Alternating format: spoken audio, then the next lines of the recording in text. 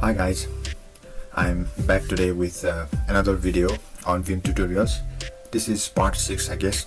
Today in this video I'm going to teach you about searching words in Vim within the file, within the current open file. Okay, so for that we can use / or question mark. It's of your choice. Both works in a similar way. There is a very slight difference over / and question mark. You can find it yourself, but we don't have to worry currently about what the difference is.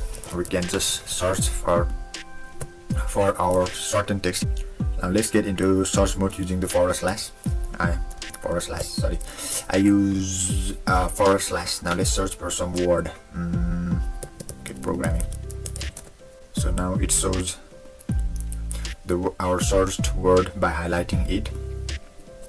Now to navigate between the search words, I can use N to go to the next highlight, like this. So if I want to go to the previous word that matched our searched word, I could use uppercase N, like this. And this would make our navigating of the search word better. Now if I want to change any of this, I could simply CW and change it to some other words, for example potato. And if I'm done, I will press back key. I can get to the next search word using the N key. Again change it using our CW command. Understand? Okay, this is searching and changing for the certain word. And if you want to remove this highlight, simply go to the command mode and press and give this command N or add to disable the highlight.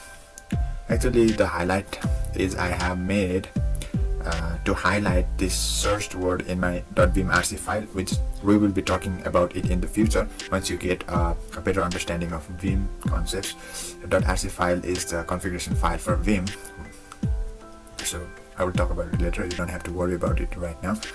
This is how searching is done, and well, and I will see you guys in next video. Thank you guys.